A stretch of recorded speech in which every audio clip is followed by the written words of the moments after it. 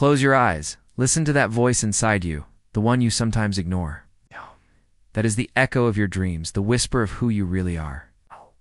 Life isn't about what you were given or what you lacked, but about what you choose to build from. Now, on every step counts, even the small ones. Every fall is a lesson, not an end. Inside you, there is more strength than you imagine, more possibilities than you see. You are not bound by your past, nor defined by your mistakes. You are the author of your story, and the pages to come are blank, waiting for you to take the pen and write on them. Today is the day to believe in yourself, to rise up, to act, to take that step toward what you know you deserve. Because it's not about being perfect, it's about being brave. The world is ready to see what you can achieve, and are you truly ready? Successful financial mindset. Money as a tool, not a destination, the mind and money. Dismantling limiting beliefs when I was young. I used to observe my surroundings with eyes full of questions, often found myself surrounded by people who, despite their efforts, couldn't break the cycle of exhausting work and dissatisfaction. Why did some seem to reach the top, while others remained trapped at the base of the mountain? Was it destiny, luck, or something deeper, something hidden within ourselves? I remember a conversation with an old man in my town. A man who, though not possessing great wealth, always radiated serenity. He told me, "Son, the true enemy of wealth is not out there, but in here," and he pointed to his head, his heart. At that moment, I didn't fully understand, but those words stayed with me, like a seed waiting to bloom. Years later, I found myself facing my own financial abyss. I had lost almost everything due to bad decisions, due to an ego that made me believe I knew it all. It was in that darkness where I began to question my beliefs about money, about success. What was really holding me back? Was it a lack of opportunities, or was it I myself who was closing the doors? 8. The answers came in the form of questions. Why did I think I wasn't worthy of earning more? Why did I associate money with something negative? I had inherited those ideas from my environment, from society, but I had never stopped to challenge them. I had accepted the beliefs of others without even questioning if they were true. I remember one particularly difficult night, with my head full of doubts and my heart heavy. I sat in front of the mirror and faced myself. What do you truly believe? About money? I asked myself aloud. At first, I had no clear answers, just a knot of emotions. But slowly, as if my soul were speaking, I realized that I had believed that money was a reflection of my worth as a person, that if I didn't have it, I wasn't worth anything, and that if I had it, I should hide it so no one would think ill of me. This revelation was both liberating and terrifying. What other lies was I telling myself? What stories was I repeating without realizing it? At that moment, I understood that I couldn't change my financial reality without first transforming my mindset. I began an internal journey, one in which every day I committed to challenging a limiting belief. Money doesn't grow on trees, I used to hear. But what if true wealth wasn't in the trees, but in the seeds we plant in our minds? I decided to plant new seeds, ideas that fostered growth instead of fear. I read, I learned. I observed those who had already conquered financial freedom. What did they do differently? What did they believe about themselves and about money? I realized that while I thought of money as something I lacked, they saw it as a tool, an ally. And then one day, I made a promise to myself. I would stop running from money and start to understand it. I became curious. When an unexpected bill arrived, instead of lamenting, I would ask myself, what can I learn from this? What opportunity is hidden behind this challenge? I transformed my internal language. It was no longer I can't afford it, but how can I make it possible? Today, in sharing this story, I don't intend to give you magic formulas or universal recipes. Everyone has their own path, their own beliefs to question. But I leave you with a question, like the one the old man left me years ago. What story are you telling yourself about money? Because that story, more than any figure in your bank account, is what will define your relationship with it. The mind is fertile ground. What you plant will grow. Seeds are you planting today? Are they seeds of abundance or of scarcity. Your answer will define not only your wealth, but your freedom. Believe me, there is no greater wealth than being free. Financial anxiety. How our emotions affect our wallet. There was a time in my life when every cent I spent seemed to weigh more than the last. It wasn't the money itself that tormented me, but the constant fear of not having enough. I found myself trapped in a cycle of worry. What if an emergency came up? What if I couldn't cover my debts? What if everything I had built disappeared? Overnight, I remember one night in particular. I was sitting at my desk, surrounded by papers, bills, and numbers that didn't add up. My heart was pounding, and a cold sweat ran down my forehead. It was anxiety, that relentless shadow that infiltrates the mind and distorts reality. I asked myself, almost in a whisper, how did I get here? Is money really the problem? Or is there something deeper within me? The answer didn't come immediately. I spent weeks, even months, confronting that invisible monster. At first, I thought the solution was to earn more. If I had more money, everything would be okay, I told myself. But no matter how much I earned, the feeling of emptiness remained. It was then that I understood that the root of the problem was not in my pocket, but in my mind and my heart. Emotions, those invisible forces that drive or hold us back, have a direct impact on how we handle our money. Have you ever spent more than you could afford because you felt you deserved it? Have you avoided looking at your accounts because you were afraid of what you might find? I did too. But what would happen if we started to see our emotions not as enemies but as allies? What would happen if we learned to listen to what they are really telling us? One afternoon, I decided to face my fears head on. I sat down with a notebook and wrote down everything I felt about money. The words flowed like a river: insecurity, failure, fear, but there were also hope and opportunity. It was at that moment that I realized my emotions were not signs of weakness, but a compass that was pointing me toward where I needed to direct my attention. Financial anxiety is nothing more than a manifestation of our desire for security. We want to know that we will be okay, that our needs will be met, that we will not face emptiness. But what if we redefine what it means to be okay? What if we stop looking for external certainties and start building them from within? I learned to calm my mind before making financial decisions. Breathing, for example, became a powerful tool. Whenever I felt the impulse to spend on a whim or the fear of not having enough, I would close my eyes and breathe deeply. What do you really need? I would ask myself. The answer was rarely money. It was often tranquility, confidence, self-love. One day, while walking in the park, I saw a child playing with a fake bill he had found on the ground. He was laughing as if he had discovered a treasure. I stopped and watched him. It wasn't the value of the bill that gave him joy, but the emotion he projected onto it.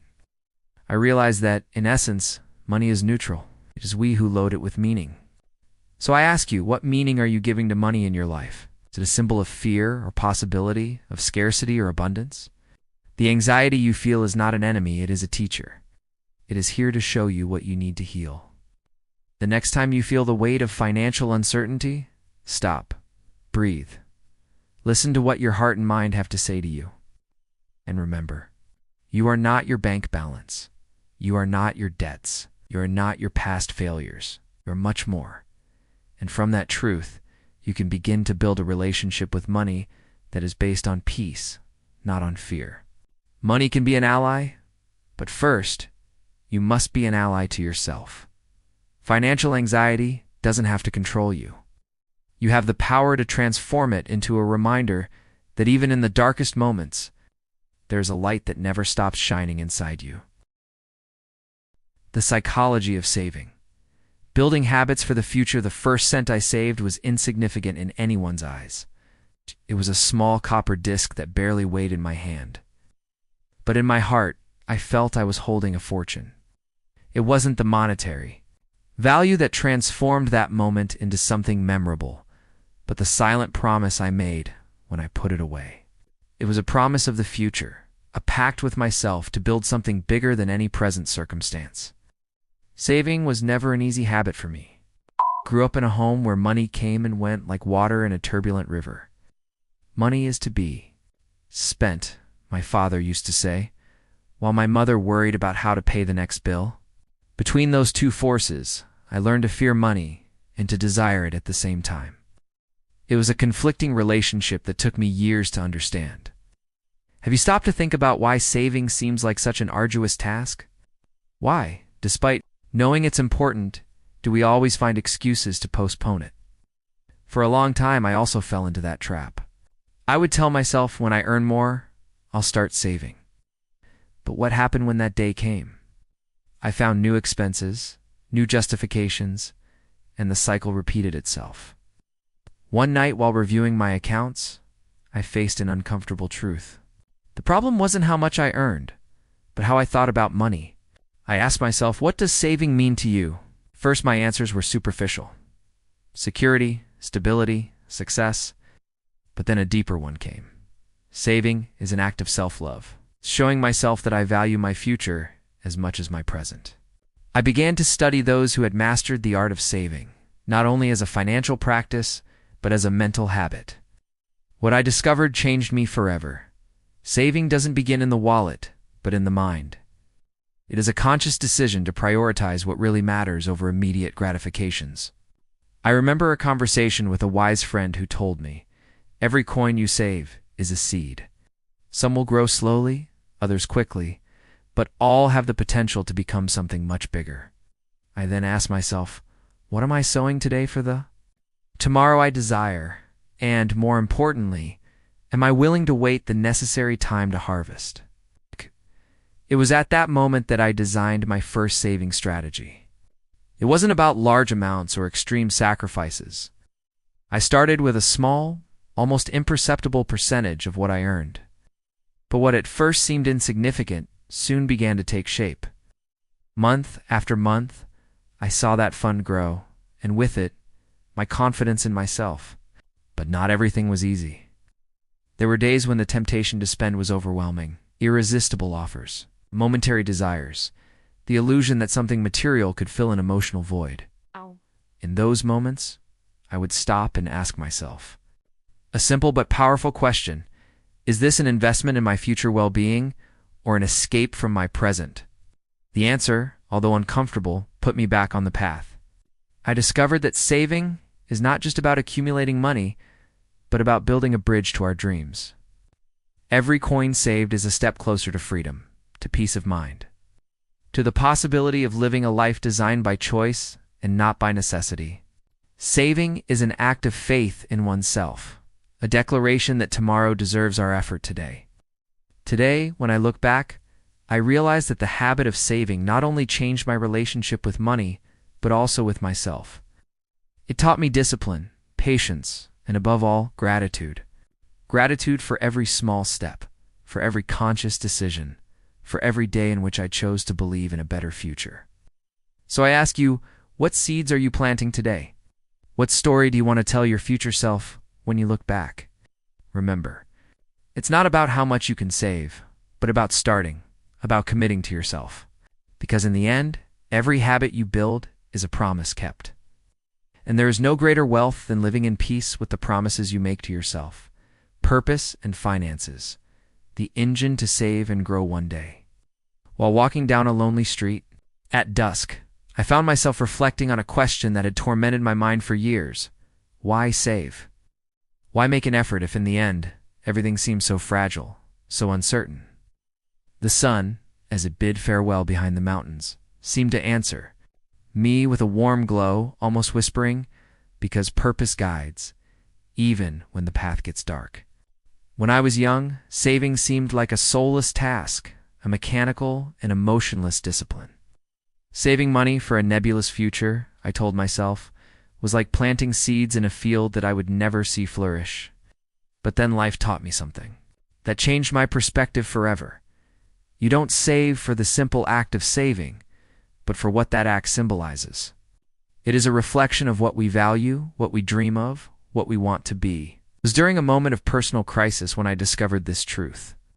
I had lost almost everything in a failed business, and with it, the faith in my ability to prosper. One night, while reviewing an old notebook, I found a paragraph I had written years ago. Almost forgotten. I want to build a home where peace reigns.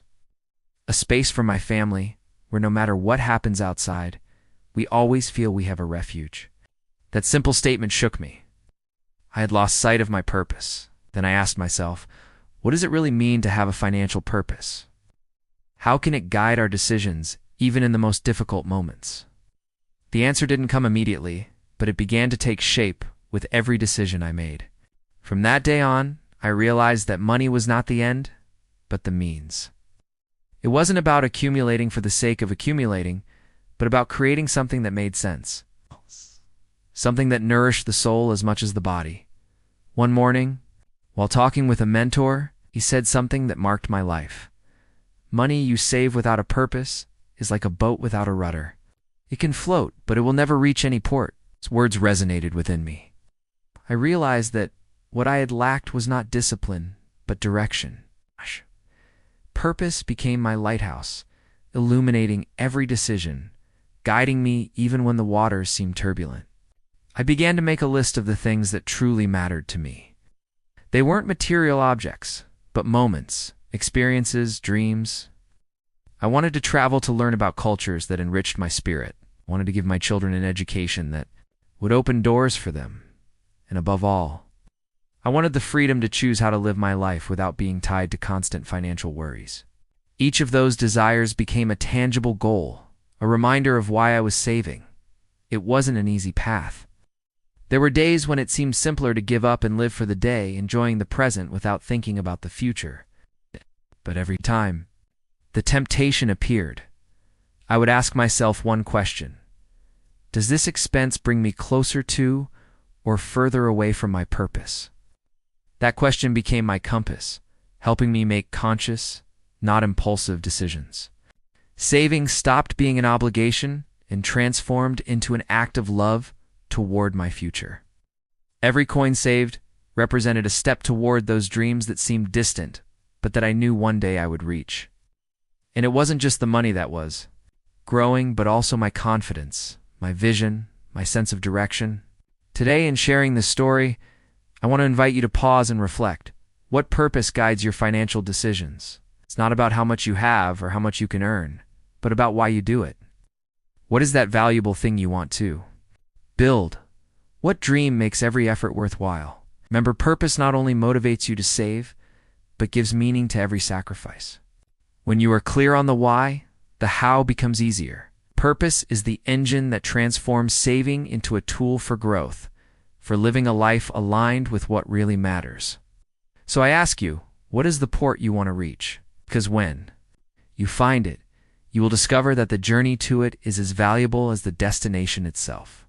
Immediate gratification, the invisible enemy of saving there, was a time in my life when immediate gratification governed every one of my decisions.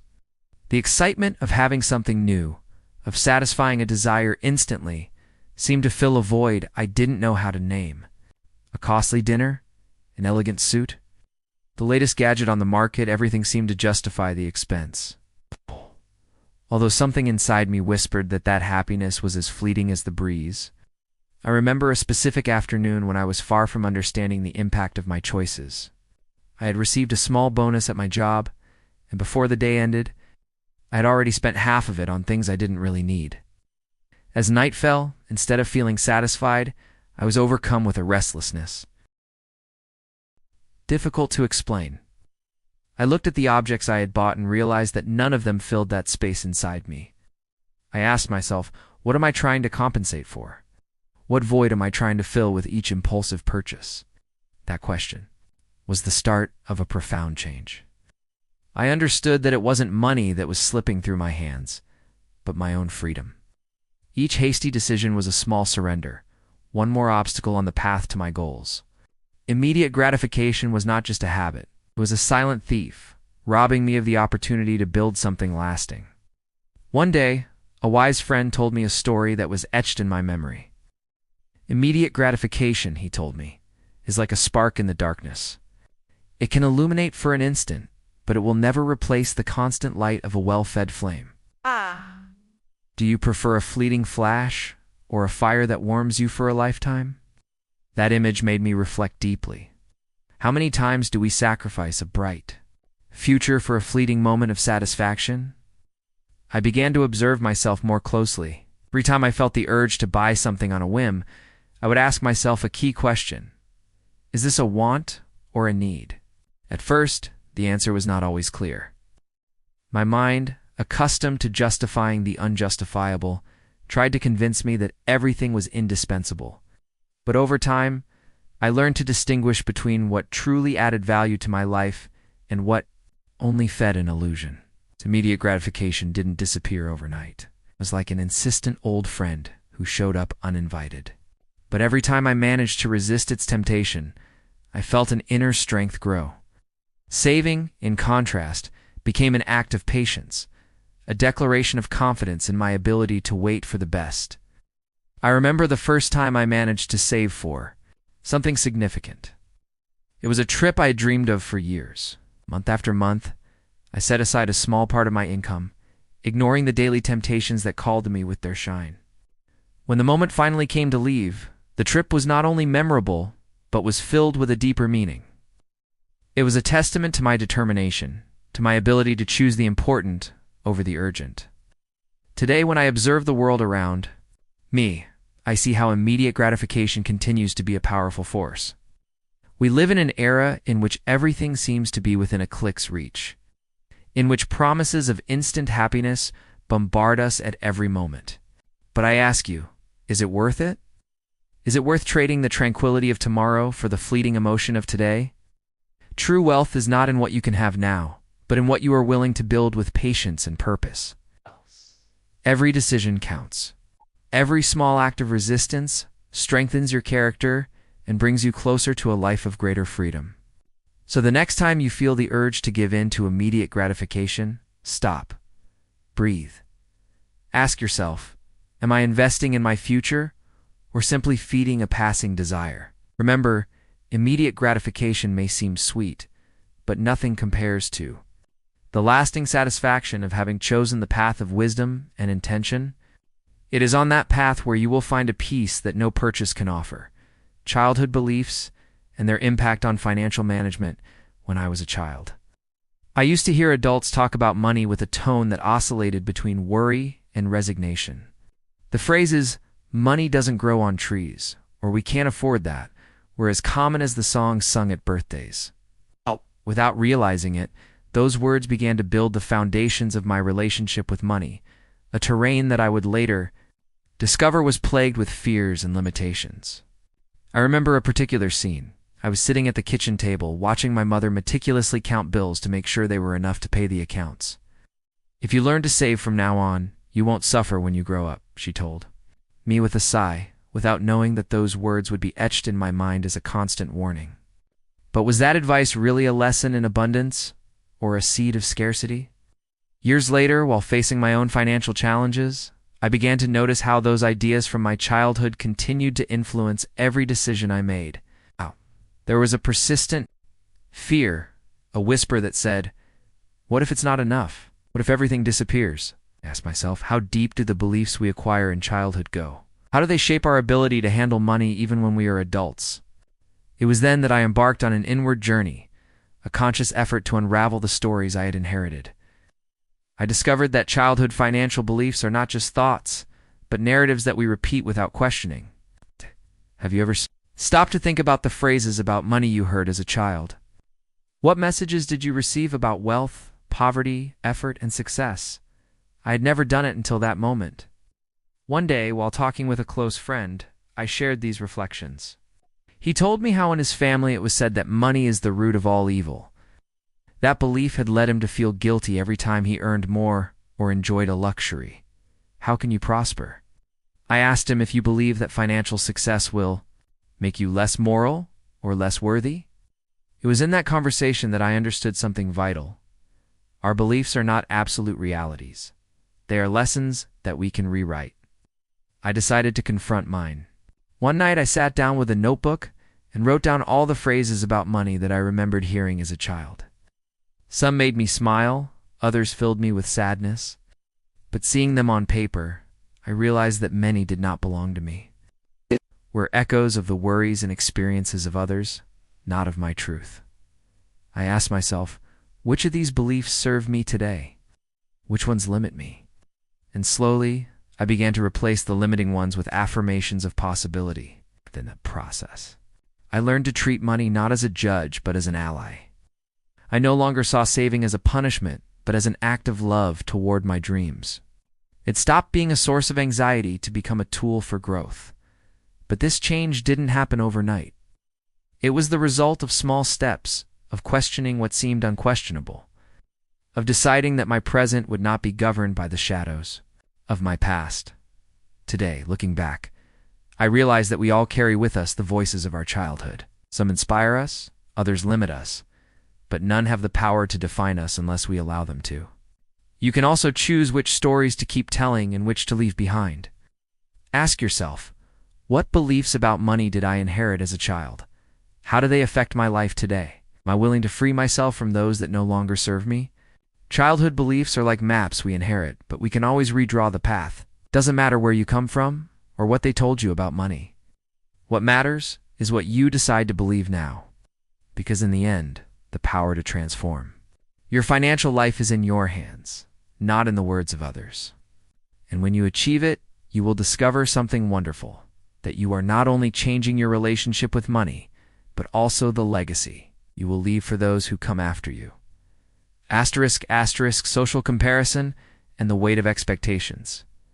I remember clearly the day I realized how much the expectations of others weighed on my shoulders. I had been invited to a fancy dinner, surrounded by people who, at least in appearance, seemed to have conquered everything I desired: success, wealth, recognition. As I sat at that ostentatiously decorated table, an uncomfortable feeling took over me. It wasn't envy, but something more subtle, more corrosive, a sense of not being enough. I watched as each person spoke of their achievements, their possessions, their trips. What do I have to show? I asked myself silently, as their words filled the air. I couldn't help but feel trapped in a race I didn't fully understand. But who had defined the goal? Who had dictated the rules? That night, on my way home, I looked in the mirror and asked myself a crucial question. Am I living according to my own standards or according to those of others? It was an uncomfortable but necessary question. I realized that for years I had let comparison guide my decisions. It wasn't money I was looking for, but what I believed it represented: approval, validation, a seat at that table. How many times do we allow external expectations to dictate our choices? How many times do we buy things we don't need, work in jobs we don't love, or follow paths that don't belong to us just to fit into a mold that someone else created? A mentor once told me, comparison is the thief of joy. At first, those words seemed too simple, almost a cliche. But the more I reflected, the more I understood their depth.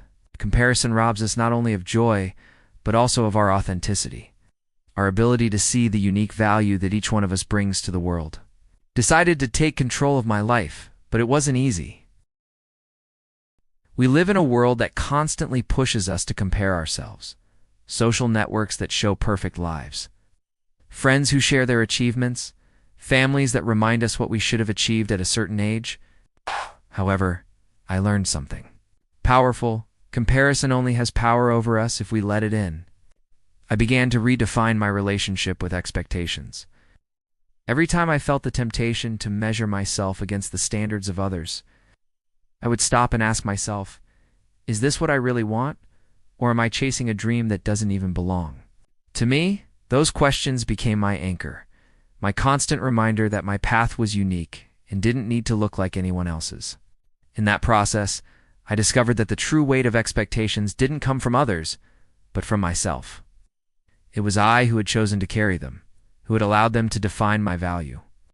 But I also realized something liberating. Just as I had carried them, I could also release them. Today, when I find myself in situations where comparison tries to sneak in, I close my eyes and remind myself of something I learned on that journey. The only competition that matters is the one we have with ourselves. Every day is an opportunity to be better than yesterday, not to be better than someone else. So I ask you, how much of your life is guided by what others expect of you? How many of your decisions are born from the desire to fit into someone else's mold? And, more importantly, are you willing to let go of that weight and walk your own path? The world will always find ways to tell you who you should be, but true wealth is in deciding for yourself. Because when you stop comparing yourself, when you choose to free yourself from the weight of expectations, you discover something wonderful. That you are already enough, just as you are. No. In that truth, you find a peace that nothing and no one can take away from you. The price of appearances, buying to appear or to be there, was a time in my life when I confused the shine of the superficial with true wealth. I remember buying an expensive watch, not because I needed it, but because I believed that by wearing it on my wrist, others would look at me differently. I thought that this simple object could speak for me, that it could tell a story of success that I had not yet built. But at the end of the day, when I was alone in my room, I would ask myself, am I really this person I'm trying to show? The truth was uncomfortable. Every purchase I made for the purpose of impressing others did not fill the void I felt inside. On the contrary, it made it deeper. I realized that while I was accumulating things to appear a certain way, I was moving further away from what I truly desired: peace, authenticity, and freedom. One afternoon, while walking through the city, I saw an old man sitting on a park bench. His clothes were simple, not ostentatious, but there was a tranquility on his face that intrigued me. I approached him, and without knowing why, I asked him what is the secret to being at peace with oneself. He smiled and replied, "Peace is not in what you show, but in what you are." When you stop spending your energy on appearances, you discover the true value of life. That conversation was a turning point for me. I realized that many of the decisions I made were not based on what I really wanted, but on what I believed others expected of me. But what is the real cost of living for appearances? Not just in terms of money, but of time, energy, and even happiness. How much of our essence do we sacrifice by chasing an image that deep down doesn't even belong to us? I began to observe my consumption habits with a critical eye. Every time I felt the urge to buy something, I would ask myself a simple but powerful question. Does this reflect who I am, or who I want to appear to be? At first, that question was not easy to answer. I had created an image of myself based on external expectations, and dismantling it required courage. I discovered that many times we buy to fill emotional voids, to cover up insecurities, or to avoid facing our own truths. But those purchases are never solutions. They are just temporary distractions. How many times have you acquired something, believing it would make you happier, only to realize that the happiness faded as quickly as it arrived? I experienced it countless times. I decided to redefine my relationship with money and material things. It wasn't about giving up enjoyment, but about doing it with intention. I began to value purchases that truly added something to my life, those that were aligned with my values and my dreams, instead of those that only sought to impress others. One day I realized something powerful. True luxury is not in what you can buy, but in the freedom to choose not to. It is in that choice where your authentic self resides, without unnecessary adornments, free from the judgment of others. Today, in sharing this story, I don't intend to tell you how to spend your money, but to invite you to reflect. Are you buying to appear or to be? Do your financial decisions reflect your essence or the expectations of others? The answer is not always easy, but I assure you it is worth seeking. Because when you stop living for appearances, you discover a world of real possibilities. It's a space where your choices are born from your truth and not from the need for external validation. The price of appearances is high, but you can choose not to pay it. You can choose to invest in yourself, in your dreams, in a life that is authentically yours. And on that path, you will find something much more valuable than any object. The peace of being who you really are. Dopamine and money. How we reward ourselves when we spend. Remember the excitement I felt the first time I bought something with my own money. It was a simple object, but at that moment, it seemed loaded with a special meaning. It wasn't just the item itself, but the feeling, that ephemeral flash of satisfaction that filled my chest. In that instant, I felt powerful, as if I had achieved something important. But what was I really looking for? Years later, I understood that it wasn't the object that had ignited that spark.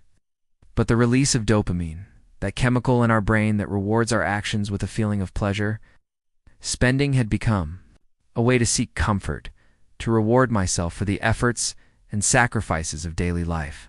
But that comfort, so sweet at first, always faded, leaving me with the desire to seek it again. I found myself trapped in a cycle that many recognize but few question. I worked hard, rewarded myself with small purchases, felt momentary satisfaction, and then started all over again. It seemed harmless, even normal. But one day I asked myself, am I really moving forward, or just going around in an invisible circle? One afternoon, while walking through a store full of bright lights and tempting offers, I observed how the people around me seemed to be in a kind of trance.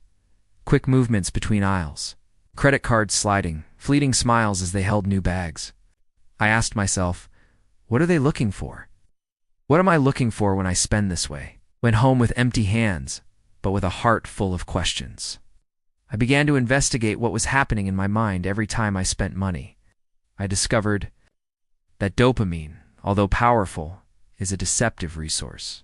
It drives us to seek immediate reward, fleeting pleasure, without considering the long-term consequences. I realized that many of my financial decisions were not guided by need or logic, but by a chemical impulse that sought to relieve stress, fatigue, or even boredom. But is it possible to get out of this cycle? The answer is yes. The first step, 1, acknowledge and provide initial value here, is the English translation of the text you provided. Step is to become aware of it. Every time I felt the impulse to spend, I would stop and ask myself, what am I trying to feel with this purchase? What emotion am I looking for? At first, the answer wasn't always clear, but over time I learned to identify the patterns. Often it wasn't the object I needed, but a moment of calm, a sense of accomplishment, or simply human connection. I discovered there were other ways to release dopamine, ways that didn't involve spending money impulsively. I could walk in the park, read a good book, achieve small daily goals, or simply enjoy a meaningful conversation. These activities not only gave me the same satisfaction, but also helped me build a more balanced life aligned with my values. It wasn't an instant change. There were days when I gave in to the impulse, days when I went back to seeking that easy reward. But every step I took toward understanding and controlling my emotions brought me closer to a healthier relationship with money. Today, looking back, I see how dopamine can be both an ally and an enemy. If we understand it, we can use its power to motivate us to build something meaningful instead of chasing fleeting pleasures. The secret is to make conscious decisions, to ask ourselves, does this bring me closer to the life I want, or does it just fill a momentary void? So I invite you to reflect. How are you rewarding yourself? Are you using money to relieve emotions, or to build a life you truly desire? Remember, it's not the spending itself that defines your success, but the intention behind each decision.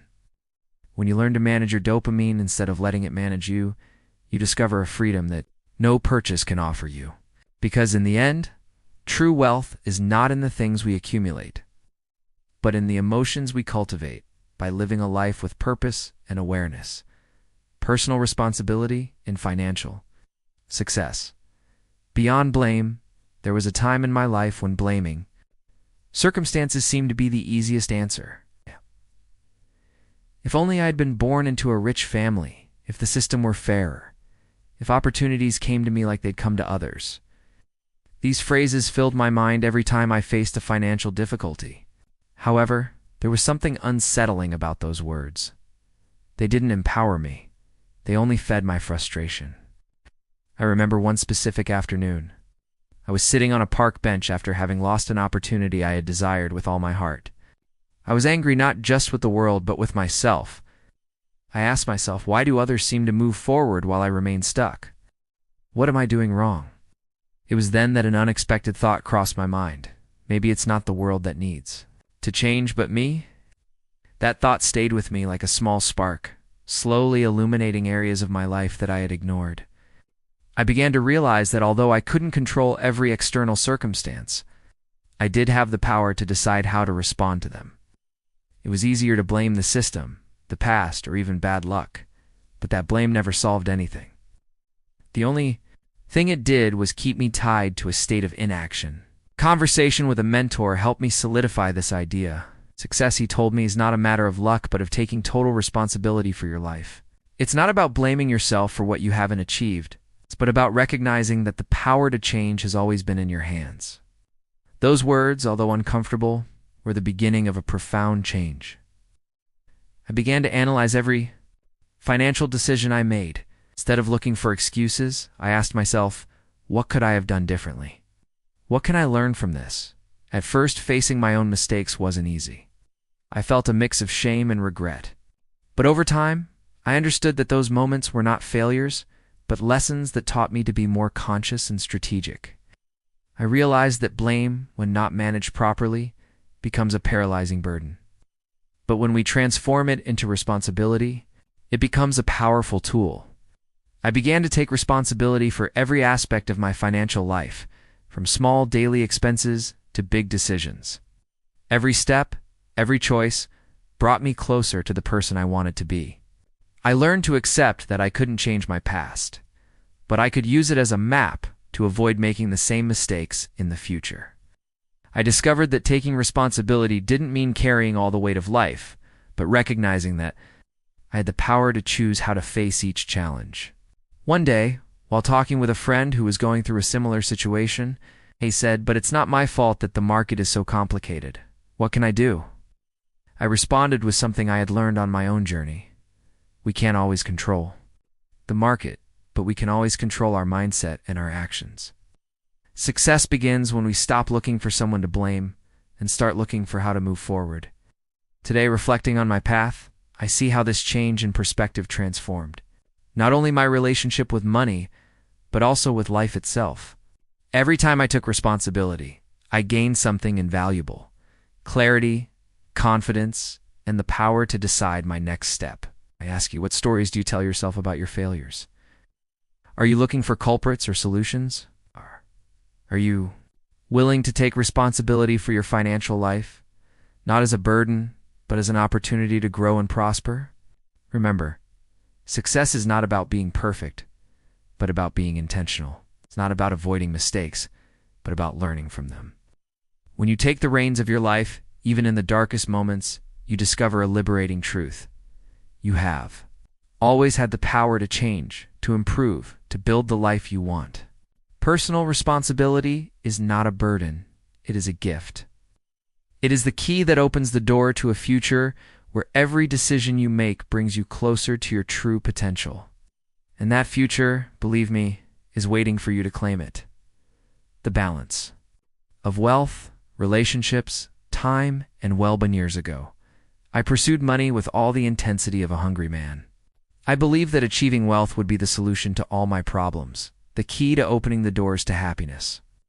I worked tirelessly, accumulating material achievements that, in the eyes of others, made me successful. However, inside I felt an emptiness that neither possessions nor figures could fill. It was then that I asked myself, what is wealth really? Is it just money? Or is there something else I've been ignoring? The answer came one day, not in an office or a business meeting, but in a simple and mundane moment. I was sitting at home, surrounded by papers and accounts, when my young son approached me with a drawing in his hands. "Look, Dad, this is for you," he said with a smile that lit up the room. As I took that piece of paper full of colors, I realized something I had overlooked. The most valuable things in life are priceless. That moment led me to reflect on the priorities I had set. What's the point of having a full bank account if the relationships with the people you love are empty? What's the value of success if you don't have time to enjoy it? To sit and watch a sunset, to laugh with friends, to take care of your body and mind? Is it wealth if it doesn't include well-being? I began to observe the people around me, those who seemed to have it all. Some were admired for their financial achievements, but their health was deteriorating. Their families were fragmented, their days were full of stress. Others, with fewer material possessions, radiated a peace and joy that I couldn't ignore. I asked myself, what are they doing differently? What do they know that I don't? I understood that true wealth is not a single pillar, but a balance. Money is important, yes, but it cannot support the structure of a full life on its own. Relationships, time, and well-being are the other essential pillars. If you neglect one, the entire structure runs the risk of collapsing. I made a conscious decision to change. I started to prioritize my time differently, set aside time to be with my family, not just physically, but also emotionally present. I learned to say no to commitments that stole quality time from the things that really mattered. I started to take care of my health, not as a sacrifice, but as an act of gratitude toward the body that allows me to experience life. It wasn't an immediate process. There were days when old habits called at my door, moments when work seemed so urgent that it tempted me to move away from the essential. But every time I felt that pressure, I reminded myself of a lesson I had learned. Money can be recovered, but lost time and relationships rarely can. Today, looking back, I see how that change in perspective transformed my life. Wealth is not a destination. It is a state of balance. It is having enough to live comfortably, but also having the wisdom to value what cannot be bought. It is the smile of a loved one, the tranquility of a mind at peace, the feeling of well-being at the end of the day. I invite you to reflect. How are you defining wealth in your life? You sacrificing relationships, time, or your health in the name of a success that might be incomplete? What can you do today to find that balance that gives meaning to everything? Else, remember, true wealth is not measured in coins or possessions, but in the quality of your time, the depth of your relationships, and the health of your body and mind. It is a balance that you can build step by step with conscious decisions and a grateful heart. When you find it, you will discover that beyond any amount of money, that balance is the greatest treasure you could possess. Prevention and habits. Protecting your financial mental health. I remember the day when my mind, exhausted by financial worries, sent me a signal I couldn't ignore. I had spent weeks, perhaps months, immersed in the anguish of numbers that didn't add up, of debts that seemed to grow faster than my ability to pay. That morning, looking at myself in the mirror, I saw a reflection I barely recognized. Tired eyes, slumped shoulders, an invisible weight that seemed to crush every corner of my being. It was at that moment that I understood that I was not only losing control of my finances, but also of my mental well-being. I asked myself, how did I get here? Is it money, or was it my habits, my decisions, my lack of prevention? I knew the answer wouldn't be easy, but I also knew I couldn't keep ignoring what was happening. I began to observe how every decision I made was shaped by emotions. I spent out of stress, for comfort, for the desire to avoid facing reality. But that momentary relief never solved the problem. It only postponed it. It was then that I understood that I couldn't take care of my finances without first taking care of my mind.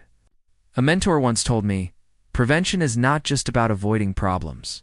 It is an investment in peace of mind. Those words resonated deeply within me. I realized that I had spent too much time putting out financial fires instead of preventing them. It was time to build habits that would protect not only my wallet, but also my mental health. I started with something simple, a budget. It's not a rigid or restrictive one, but one that reflected my values and my goals. Every line on that paper was an act of clarity, a reminder that I was taking control. But more than a simple financial exercise, it was a way to calm my mind.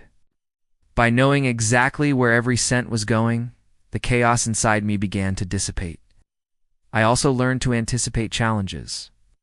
I created an emergency fund, not just as a financial resource, but as an emotional barrier against the stress of the unexpected. Knowing I had a cushion gave me a sense of security I hadn't experienced in years. But the most significant change was adopting daily habits that strengthened my mental health. I began to practice gratitude, to celebrate even the small advances. Every day I would write down 3 things I was grateful for: a wise financial decision, an opportunity I had taken advantage of, or simply the fact that I was moving forward. These practices, although simple, transformed my perspective. One afternoon, while talking with a friend who was also facing financial problems, he said, "I don't know where to start. Everything seems so overwhelming." I replied with something. I had learned on my own journey, you don't need to do everything at once. You just need one step, a small but firm one. From there, another. Progress is not in speed, but in consistency. Today, looking back, I see how those small steps created a monumental change in my life. They not only improved my relationship with money, but also with myself. I learned that protecting my mental health was not a luxury but a necessity. Without a mind at peace, no amount of money can bring happiness. So I ask you, how are you taking care of your financial mental health? Are you putting out fires or building a solid foundation for the future? What habits can you adopt today to prevent stress and cultivate a healthier relationship with your finances? Remember, prevention is the most powerful act of self-love. Every decision you make, every habit you build, is an investment in your well-being. Because in the end, true wealth is not just in the numbers, but in the peace of mind of knowing that you are prepared to face any challenge with confidence, and that peace, more than any amount of money, is the most valuable gift you can give yourself. Emotions and decisions. Avoiding impulse to build the future one afternoon. After an exhausting day at work, I found myself standing in front of a store window. A useless but attractive, gleaming object seemed to call out to me as if it had a voice of its own. I knew I didn't need it, but the idea of buying it felt like a reward. A momentary relief from the fatigue I carried on my shoulders. In that instant, a silent battle was waged in my mind. Immediate satisfaction against the commitment to my long-term goals.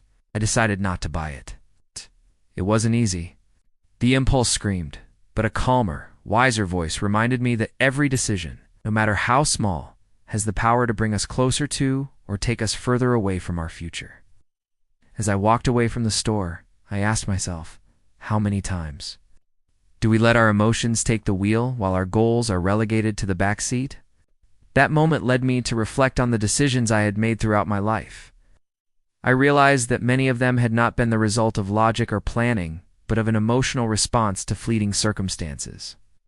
I had spent money to calm stress, to fill voids, to get external validation.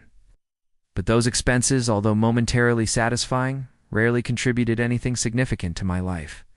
One day, while sharing my thoughts with a wise friend, he told me, emotions are not enemies, but they shouldn't be leaders either. They are like the wind. They can push you forward or veer you off course depending on how you handle your sails. Those words were etched in my mind. I understood that I couldn't ignore my emotions, but I also couldn't let them dictate every one of my decisions.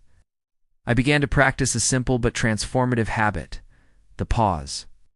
Every time I felt the impulse to spend or make a hasty decision, I would force myself to stop, breathe, and ask myself 3 questions. Is this really necessary? How does it affect my goals? Am I acting from impulse or from intention? At first, this pause was uncomfortable, as if I were fighting against a natural reflex. But over time, it became my greatest tool for clarity. I learned to observe how my emotions influenced my decisions. I discovered that stress pushed me to spend on unnecessary things, that euphoria made me overestimate my financial capabilities, that insecurity led me to accumulate more than I needed. Recognizing these patterns not only helped me manage my money more consciously, but also gave me a deeper understanding of myself. One day, while reviewing my achievements, I realized something extraordinary. Every time I managed to avoid the impulse and made a decision based on my goals, I felt a satisfaction that was much more lasting than any impulsive purchase could offer. That feeling was like a reminder that I was building something real, something that couldn't be bought or taken away. Today, when I share this story, I don't intend to tell you to ignore your emotions. They are an essential part of who we are, but I do want to invite you to use them as tools, not as obstacles. Ask yourself, am I making this decision from a place of clarity or from a momentary reaction? Does this bring me closer to or take me further away from the life I want to build? Remember, every decision you make is an investment. It can be an investment in your future or in momentary satisfaction. The choice is yours, and although the path of intention may be more difficult at first, the reward of knowing that you are building something meaningful is incomparable. So the next time you are faced with an impulsive decision, pause, breathe, and listen to that inner voice that knows your goals and your dreams. Because in the end, true wealth is not in the things we possess, but in the strength of our decisions and in the life we choose to build with them. Building a resilient financial mindset beyond crises. First major financial crisis I faced left a mark on me in a way I never imagined. It was like an unexpected earthquake that shook the foundations of everything I believed was secure. Remember the feeling of looking at an almost empty bank account and feeling that the world was collapsing around me. Uncertainty surrounded me and doubts invaded my mind. How did I get here? What do I do now? In those dark moments, it's easy to fall into despair, into lamenting what could have been. But as I sat alone one night with a pile of bills in front of me, something inside me refused to give up. I asked myself, what can I learn from this? Is this crisis the end or a new beginning? I didn't have all the answers at that moment, but I did have one certainty. I had to change my mindset if I wanted to get ahead. I began to study those who had faced similar adversities and had come out stronger. What I discovered changed my life forever. It wasn't the external circumstances that defined their success, but the way they thought and acted in the face of them. They had something I had not yet cultivated: resilience. Resilience is not just the ability to withstand life's blows, but to learn from them, to use them as springboards to something better. I realized that to build a resilient financial mindset, I had to change the internal narrative I had fed for years. I could no longer see myself as a victim of circumstances. I had to become the architect of my future. The first step was to accept my reality without judging it. I looked at my mistakes head-on, not with guilt but with the intention to learn. I asked myself, what decisions led me here? What can I do differently? This act of honesty, although painful, was liberating. I discovered that the crisis was not an enemy, but a teacher that showed me the areas where I needed to grow. I began to create new, small, but significant habits. Every day I committed to an action that would strengthen my financial situation: reviewing my budget, saving a small amount, or learning something new about investments. But beyond the practical actions, I worked on my mindset. Every time an internal voice said, "You can't," I would respond with firmness, "I am learning. I am growing." A mentor shared a metaphor that stayed with me. Resilience is like a muscle. Every time you use it, it gets stronger. Crises are the weights that life places in front of you. You can't choose their weight, but you can decide to lift them or let them fall. I clung to those words, reminding myself that every challenge was an opportunity to strengthen myself. On that journey, I understood that resilience doesn't mean avoiding crises, but facing them with courage. I learned to anticipate, to build an emergency fund, to diversify my income, and above all, not to depend solely on external factors. Step 1. Acknowledge and provide initial value here. Is the English translation of the final part of your text: external factors for my stability. True security does not come from money itself, but from confidence in my ability to adapt and overcome any situation. Today, looking back, I don't see the crisis as a failure, but as the catalyst for my transformation. It taught me to be patient, to trust the process, and to value the lessons that come wrapped in adversity. I know that this will not be the last difficulty I face, but I also know that I am prepared for whatever comes. So I ask you, how do you face the crises in your life? Do you sink under their weight, or do you decide to use them as stepping stones to something better? Are you willing to change your mindset and build a foundation that will sustain you no matter how strong the storm? Remember, resilience is not built in a day, but every step you take brings you closer to it. No matter how big the crisis you face, you have the power to transform it into an opportunity. Because beyond the difficulties is the possibility of a stronger, wiser, and more purposeful life. The key is in your mind and in the decisions you make today, the value of money and the meaning of life. Final reflections: there was a time in my life when I believed that money was everything. I was consumed by the idea of attaining it, of accumulating it, of making it the central pillar of my efforts. I believed that by conquering it, I would find the meaning of my existence, that the doors to happiness would open with a golden key. But like so many valuable lessons in life, the truth came to me in an unexpected and transformative way. I remember one particularly quiet afternoon after years of hard work and sacrifice. I was sitting in a beautiful garden that I had built with effort and dedication. The flowers, the trees, everything was perfect, but something was missing. Felt an emptiness that neither material things nor fulfilled goals could fill. I asked myself, is this it? Is this all that life means? Have I been chasing a mirage? The answer came not as an instant revelation, but as a constant whisper in my soul. Money, I understood, is not an end in itself, but a means. It is a powerful tool capable of opening possibilities, of alleviating burdens, of building dreams, but it cannot buy the true meaning of life. It cannot fill an empty heart with love, or give purpose to an existence without direction. It was at that moment that I decided to reevaluate my relationship with money. I asked myself, what do I really value? How can I use what I have to serve something bigger than myself? I discovered that the value of money does not lie in its accumulation, but in its ability to amplify our intentions. It can be a reflection of our fears or a catalyst for our dreams, depending on how we decide to use it. I knew people who had more than I could ever imagine, but who lacked peace and joy. I also knew those who had little but lived with a fullness that illuminated everything around them. I realized that money can only serve us if we place it in its rightful place, as a servant of our values, not as a master of our decisions. On my journey, I learned that the true meaning of life is in the connections we create, in the moments we share, in the impact we leave on others. It is not in the figures in a bank account, but in the footprints we leave on the hearts of those we touch. Money can facilitate these moments, but it cannot create them on its own. A mentor once told me, money is like water. It brings life, but it can also stagnate and become toxic. Your task is to learn to direct it to where it can create true value. Those words became my compass. From then on, every financial decision I made was guided by one question.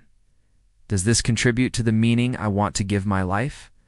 Today, as I write these words, I feel a deep gratitude for every lesson learned. It was not the material successes that defined my path, but the moments in which I understood that money, although important, could never replace love, connection, and purpose. These are the true treasures, the ones that cannot be bought or sold, but that give meaning to everything else. So I invite you to reflect. What does money mean to you? Is it an end or a means? How can you use it to build a life you truly love, a life that reflects what you value most? Remember, money is a resource, but the meaning of life is in how you choose to use it. It's in the decisions you make every day, in the priorities you choose, in the people you love, and in the footprints you leave. Because in the end, what truly matters is not how much you possess, but how much you have given, how much you have grown, and how much you have loved. That is the legacy we are all called to build, and that, dear reader, is the true value of money and the meaning of life. At the end of this journey, what remains are not the numbers or the possessions or the external achievements. What remains is the life we have built through our decisions, the moments when we chose to move forward despite fear, and the times we shared the best of ourselves with others. Money, with all its complexity, is just a reflection of our priorities and values. It is a tool, not a destination. But the true treasure is in our ability to live with purpose, to find meaning in what we do, and to touch the lives of those around us. You have the power to decide how to write your story. Every choice, no matter how small, is a step toward the life you want. Remember, it's not the gold that shines, but the fire inside you, the one that can illuminate even the darkest moments. This is not an end, but a new beginning. True wealth is in your hands, in your mind, and in your heart. Use it wisely, live with intention, and leave a legacy that transcends time. Because in the end, it's not about how much you possess, but about how much meaning you give to your life. If this audiobook has inspired you, imagine what you can discover. With many more, don't let knowledge and spiritual growth end here. Explore our Chronicle of Knowledge full playlist and immerse yourself in more transformative wisdom. And if you really want to elevate your life from different spiritual points of view, I invite you to visit my channel where you will find in-depth spiritual content to continue expanding your mind and your being. Don't miss the opportunity to continue transforming your reality. Take the next step now. Thank you very much.